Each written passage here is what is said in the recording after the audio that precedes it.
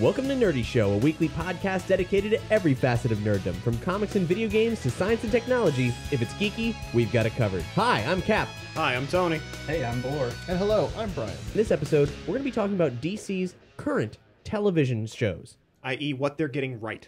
Right, the only thing DC Comics is getting correct.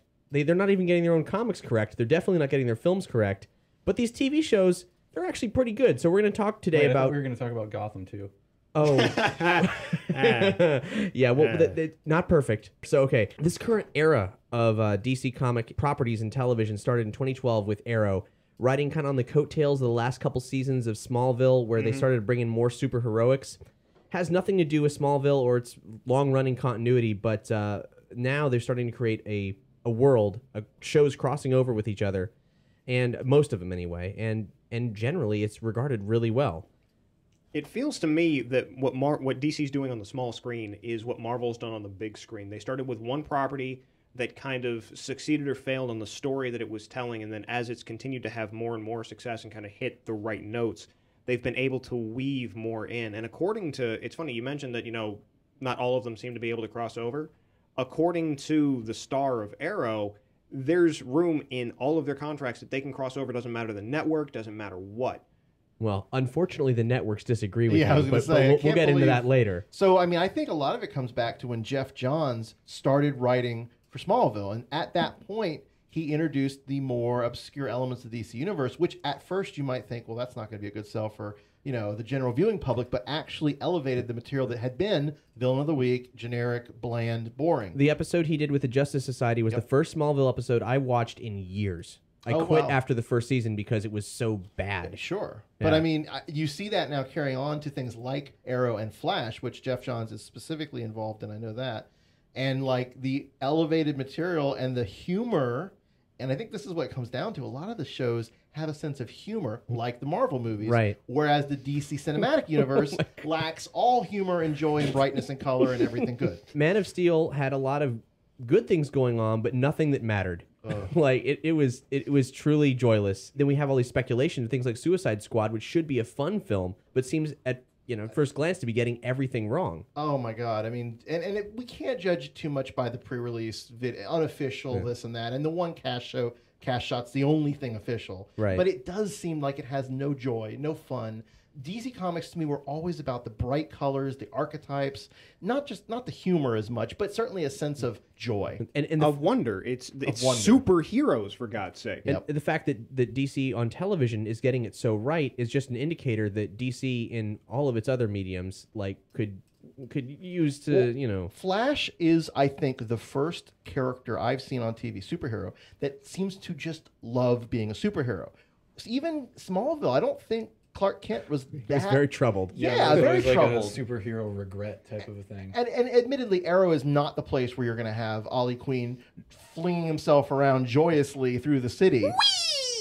And really, to be honest, Arrow isn't really the traditional Green Arrow. It's really more of a Batman modern take on Green Arrow. Well, hence they didn't call the show Green Arrow. Right, exactly. But I really do love how Flash, everyone in the story, even the villains, have a sense of panache, of joy, of what they're doing. Well, Flash to me is like the ideal superhero TV show that's out there right now. It started the right way. It is bright. It is colorful. It has embraced everything that is goofy and fantastic about both the character, the character's history, both in the comics and in the TV continuity as well. The fact that Grant Gustin, the current Barry Allen's dad in the show, was the Flash from the original TV show. Right, and Mark Hamill recently reprised as the trickster. And when they're showing scenes from like his crimes that he committed before going to prison, it's shots from those episodes, which is crazy, which look awful, but still, it's purposefully awful, and it's wonderful. Yeah, no, Mark Hamill's turn on that, which I guess we should point out there was a Flash show in the '90s, so that happened. If you weren't unfamiliar, that did happen, and it wasn't terrible. No, for the time, it was actually decent. Yeah. Now you look at it, and it's awful. But is that? I feel like I saw that one time. Wasn't it? He just eating like large bowls of cornflakes all the time. Is that the right show? Am I thinking the right thing? I think that is a movie. I think it's your dreams. I think you fantasized about the Flash eating large bowls of cornflakes. My memories are fuzzy at best. Sure. So, Now, what about Arrow? I've seen a little bit, and I personally love the fact that they got John Barrowman from Doctor Who and Torchwood, and that he is a major villain. And yet every clip I've seen, he just looks like, again, he's not completely joyless, even though he's kind of a bad guy, badass. He seems like he's still having a lot of fun. He's John Barrowman. That's what you expect. who played Captain Jack? Who played Captain Jack? Yeah, Thank you. I mean, he's still having fun. Well, everybody there is embracing what they're doing on the show, even if it's serious. Well, even there's if some it's dark not, material. It's dark, yeah. I mean, the whole premise of Flash, which is the modern premise, is somebody, the Reverse Flash, kills Flash's Barry Allen's mother. Yeah. And that's what sets him on this path. And so that's dark. They don't pull punches with that. I mean, it's pretty brutal. Arrow is still a significantly darker show. Sure. I mean, from inception, because when it starts, Oliver Queen is killing people. Right. Like, that's straight true. up, Yeah, he yeah. is killing people. You know, it's weird. You mentioned the Doctor Who crossover. There's a lot of crossover in all these shows. Like the people who are running the DC shows are actively mining other nerdy programs for the benefit of these DC shows and the notoriety of them. Like from Doctor Who, you got Barrowman playing Malcolm Merlin. Then Laurel and Sarah Lance's mother in Arrow, is, River Song, Rip Hunter, Rory from Doctor Who. Spartacus, tons of Spartacus actors. Deathstroke, Weather Wizard, Amanda Waller, Nissa Al Ghul, and Captain Boomerang are all actors from Spartacus. Battlestar Galactica, Prison Break, Star Wars. Hell, Farscape got a dude who Oh, made yeah. his way over. Yeah. Ben Browder showed up in the first season for like an episode, and then he got killed. Oh. One of the things that all of these shows has done very well is kind of woven in the continuity that people know in ways that aren't. It's a wink and a nod without being like, "Hey, Well, I got you there, buddy." I love how in Flash, Cisco seems to have the job, and it's kind of a jokey job, of naming the villains. Yep. The villains Oh, yeah. don't typically name themselves. In fact, one of them actually asks Cisco, well, what's my name going to be? Yeah. You know, and admittedly, Golden Glider is probably one of the more lamer names that they actually kept.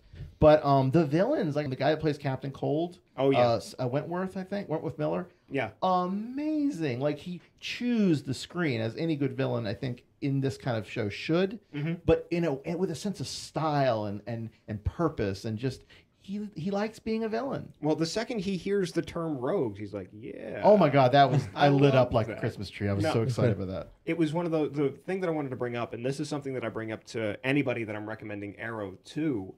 The thing that sold me on the show, on its ability to weave both what I know of the character and also do it in a way that's fresh. In the first season, there was an episode where there was that gang of bank robbers that all wore hockey masks. On the hockey mask, you got to pay attention. They had playing cards. Oh, so And it was a those playing subtle cards- nod. It was So a it wasn't- subtle introduction of the Royal Flush Gang. Because the Royal Flush Gang in the comics is as theatrical and cartoony as they come. It's the Royal face. Flush Gang was probably most prominently in a television show prior to that in Batman Beyond, where they reimagined them as like this whole crime family of, like, I don't know. They had costumes because it was Batman Beyond, and you could get away with having a costume and it didn't look ridiculous. Well, but Arrow and Flash are leading the charge for sure. But there's more. There's the much maligned Gotham. The iZombie, which is based on a Vertigo book, and forthcoming, there's Legends of Tomorrow, which is a huge spin-off from Arrow and Flash, and then also Supergirl, which, though set in the same universe, is not allowed to cross over so far. It's a weird situation with that, but I kind of hope, because Berlanti's involved, and I know he's one of the key through lines, but yeah, that's the producer of all those, Greg Berlanti. Greg Berlanti, and like, it's amazing because the trailers that I've seen of the Supergirl show, they don't look anything like the other shows. They're more, and this might just be the upfronts. They're pitching it as like the Devil Meets Prada and then Smallville sort of thing. And, you know, the wink and the nod to the fact that there is a Superman in this universe, of course, but they're not going to show him. It's going to be that sort of vague, oh, there's that guy, he's my cousin, da-da-da. But, I mean, I really wonder if Which the is show, weird. It is weird. And I wonder if the show, as it may or may not falter, they may need to go more to the continuity, because that's what happened with Smallville. Smallville really struggled for a while, and I think when they started reaching into the continuity of the character and doing more than just villain of the week, it started to get its legs. Yeah. Same thing with the Flash, although from the beginning the writers knew they wanted to delve into continuity, and Arrow as well, of course. Gotham, I have to say, to save our viewers and listeners time, Gotham is awful, and of all of the shows that we talk about in this episode, you have to realize that it is a completely different creative team. and it is going to hew a little bit more closely to the DC cinematic universe in that a lot of stuff is sort of dark and gritty. But what and it is kills me- 100% standalone, right? Totally standalone. Yeah. But what kills me, and so we give you a little background. It is we talked about it earlier before the show, like a Muppet Babies kind of thing, right? Oh, sure. Take my joke. No. Well, no, it was so good I had to use it. No, but the idea that it's very young Bruce Wayne. I mean, just lost his parents. It's Pre-origin, but it's not. Because they're also saying, like, hey, look, this is the origin you didn't know was the origin. Yeah, the Here's secret this origin. forensic scientist. His name is Edward Nygma. He's Right, a but riddle. Every single Batman movie, they give you the origin stories of every single villain that shows up, and the cartoon does like pretty similar stuff most of the time. So I don't see like the benefit here. well, I mean, Welcome to the problem with Gotham. But see, the premise by itself, like I felt like Gotham, and I've seen the whole first season. They had a chance to do some really good mafia, like mob boss sort of warfare thing with the Falcone and Maroni families, and like having that great like back and forth between them. Even characters like Fish Mooney, completely made up for the show, had a real potential to be something interesting, and they squandered it with ridiculous dead-end storylines. They didn't develop characters in any way that made any sense. They introduced Gordon's girlfriend, Barbara Kane. Mm-hmm. And you think, oh, okay, Barbara, this is where his daughter's name comes from if you're a fan of DC. And instead they take the character off into Crazyville, and she becomes like a killer by the end of the whole damn show. It's like, what are you trying to do here? I believe the same producer or showrunner who did The Mentalist and Rome, which Rome was very well received and very good show. Mentalist, I don't know as much about. It's a poor man's Psych. Okay. I don't know. I don't feel like watching the show he had a lot of control over his writer's room. And it was sort of a loose, maybe he's doing other shows, maybe he just kind of let things run. But it's almost like the Ryan Murphy showroom where, you know, people just go, hey, what if we try this today? All right, we'll try that. And it doesn't work, and it's just gone the next episode. Like, there's just too much too much storylines that don't seem to go anywhere. By the end of the first series, something did happen. Things did get changed, but in a way that just felt very non-organic and sort of forced. And the acting is just ridiculous too.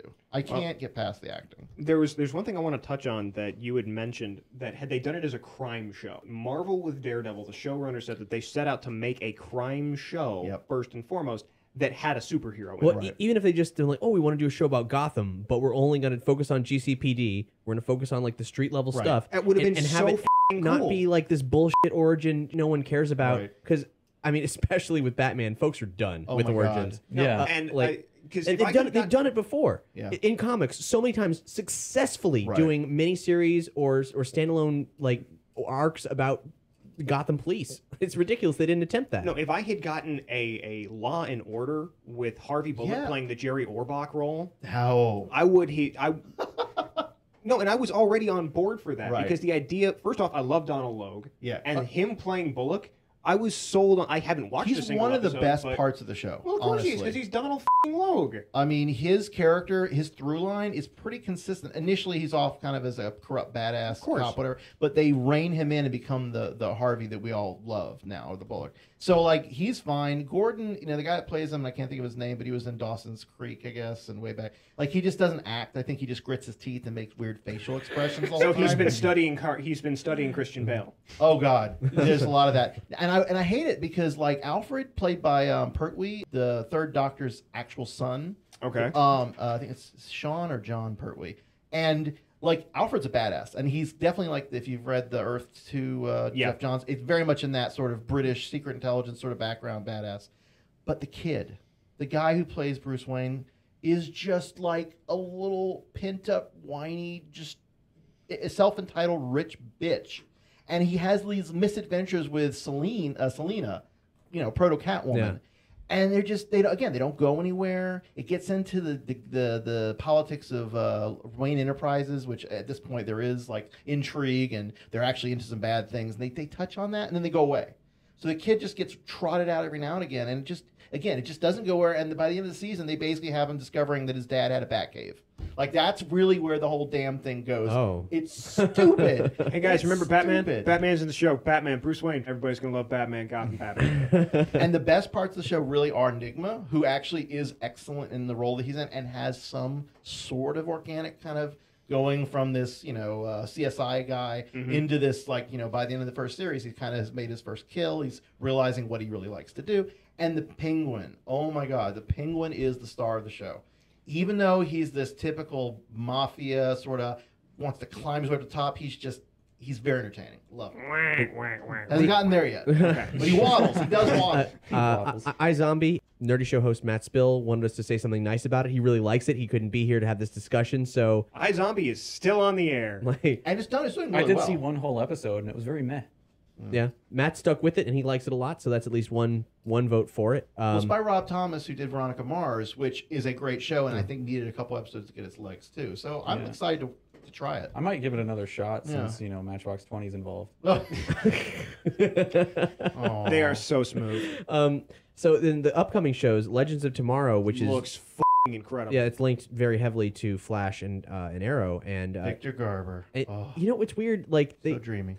It's a cool premise to me. They got some of the rogues, they got some heroes. They're doing time travel in the DC universe, and if you watch their like very long, it was like a 3-minute trailer. Yeah, it's looking at it's at a production value that really struck me because DC's not afraid to express superheroics in their shows, whereas Marvel actually, like, for all their successes, they're constantly bashful about superpowers. They won't do it. Like, they've been ramping up so incrementally, so gradually. It's at this point frustrating. Like, they felt the need to start with Agents of S.H.I.E.L.D., where everything's generally pretty bland, and they suffered through that show for a while until it finally got good. Yeah. And Daredevil's great because he's street level, so that's safe, right? But as soon as you throw in, like, some actual, like, powers, they haven't done it. They really just haven't done powers. They always have to subdue everything. Like, Thor is an alien, not a god, or, whatever. Yeah. Right. So, but this revels in it, and that's so great. The one thing that gave me pause was how really hard they're trying with that Rip Hunter Doctor Who they got there. Oh my God! Arthur Davron. Rory gets to play the Doctor. Oh my God! The Time Lords, or the Time Masters. Like they got a prominent character from Doctor Who to play a Doctor Who archetype that wasn't, I might add, anything like Doctor Who in the comics. It never has been. I'm okay. I'll give them a pass for that if the stories are good and the ensemble looks great. The only thing I don't get is the White Canary.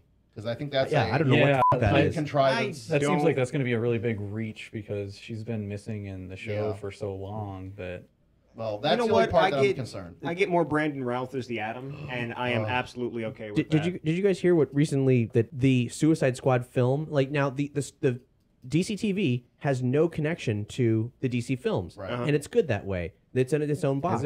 So technically, it shouldn't be affected by the films, except that it is. Okay. Because they were seeding a Harley Quinn plot in Arrow and were forcibly, that was taken away from them. Yes. According to the woman who plays Thea Queen, Willa Holland in Arrow, she said, "We had big plans for Harley, something that must have come down from DC or some higher up that said, no, you must cease and desist because we're going to make it into a movie and we can't have anyone spoil that idea."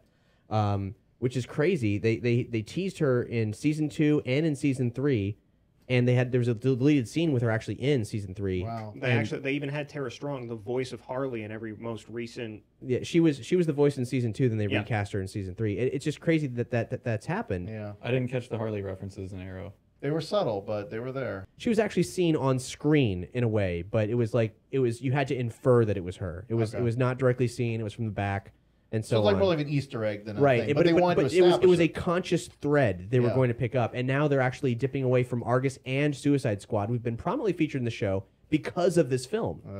Which is despicable because they're taking away from something that's succeeding for something that they hope will succeed, but honestly... This is why the DC strategy just to me seems so disjointed and it won't really work well. The Marvel approach has been so much more organic, and even though, Agents of S.H.I.E.L.D. was rough at the beginning, and Agent Carter had its missteps, overall, at least it's an organic universe that can build upon the successes of each property and not take away. Because this is confusing. There's a Flash in Superman versus Batman: Dawn of Justice. There's there's no crossover here, and people love these shows, and people don't really feel strongly about these films, and they're just going to get confused. The average moviegoer is going to get really confused. I'm even kind of scared because let's say Batman v Superman is successful, and then they want to take that Flash. What's going to happen to the TV show? Because if they're sitting there saying, "Oh, we don't want you to do this with Harley because we've got a plan for it in Suicide Squad," what does that mean for the characters that Greg Berlanti has been building? There's so much more of the TV show, though, that I think that once it's established, like Flash obviously is, and it's successful. See, it has to be successful with the ratings. I don't think it's going to hurt too much. But you're right. Like the Harley Quinn thing, it could happen again with a different character. If they want to do another movie on another property in the DC universe, they will restrict what the television shows can do, and they can still do quite a lot. But damn it, that's just not cool. Yeah. It's really not. Similarly, Greg Berlanti, the producer, is struggling with CBS right now over Supergirl because the contracts do state there can be crossovers, except that CBS says that, well, it's another network, and no, there can't. As far as he's concerned, they take place in the same universe, and there's quote wiggle room as to like maybe it could happen someday, Right. but it's confusing for fans because they expect this. It's weird about the CBS thing because CW is actually a sister network to CBS, and so that lack of a crossover there doesn't make a lot of sense, which may be where the wiggle room comes in. But I guess time will tell. But I'll believe it when I see it. This disagreement is a public issue now, which is strange. Totally playing the fan base to get their outrage, and that'll happen. Right. Yeah. There's only one thing that spreads faster on the internet than a rumor, and that's hate. Oh. One thing I'd like to add about the crossover thing is I'm kind of okay with there not being crossover between like the Flash, Arrow shows and Supergirl, just because if they ever have a threat that's big enough, I feel like they could always just call up Supergirl, she can just fix it. Yeah. It's weird though. I watched their like very, very long trailer for Supergirl. I liked it a lot. Like I didn't expect to, even though it did kind of. There are moments where it was pandering, and then it's like, but then it turned around like, oh yeah, but we're not as pandering as you think we are. And it's like, Yeah. Well, they were up. I mean, it was for a different audience. I think they released it publicly, but it really wasn't for mass consumption. It was like an upfront kind of thing for people, for advertisers who are interested. So it had that sort of, here's everything we got. Here's our whole buffet table of crap. And This means that Berlanti knows what he's doing. I think that's I can actually established at this point. It's weird to have somebody in the DC camp, aside from Jeff Johns, that I can trust All right. with these characters. he does say he comes at everything as a fan. So And I mean, Johns has been involved in a lot of these shows that have been coming out. Like Johns was very involved with the development of the Flash, and it kind of you feel it. But Berlanti, he runs the show. Mm-hmm. He's DC's Kevin Feige. well, So treat him right, DC, please. Yeah. Don't f this up. Oh, and also we didn't mention Constantine, which was a great show that got canceled on NBC. Yep. But they are in fact looking for another network to pick it up, which is great that they're able to do that because some contracts wouldn't allow for that kind of thing. Oh, And yeah, absolutely. But I feel bad we haven't talked about it till now. That's kind of messed up. I got to say for Constantine, Matt Ryan owns Constantine. He is so on point in his portrayal of the character. He fits that role to a T as this blonde bastard who knows witchcraft. Yeah. Hopefully we'll get more because I don't know. DC television is worth fighting for. Yeah. Which I never thought I would say. I know, know, it's right? crazy. It is literally the only thing they have going for themselves right now. It's kind of insane. It makes sense if, and it's not the same people, but coming out of the animated universe and how strong that was, Right. that they would have at least a better idea about TV than Marvel had. But now Marvel's catching up with all their shows. So Yeah. On that note, we're going to sign off. Thanks so much for listening. Bye. I'm Cap. Fare thee well, I've been Tony. I'm still bored. And I'm Brian. So long. Thanks for watching Nerdy Show. If you dug the video, click like and subscribe to our channel for additional Nerdy Show awesomeness. To hear the full-length podcast of this discussion, head to nerdyshow.com or subscribe to the show on iTunes, SoundCloud, or Stitcher.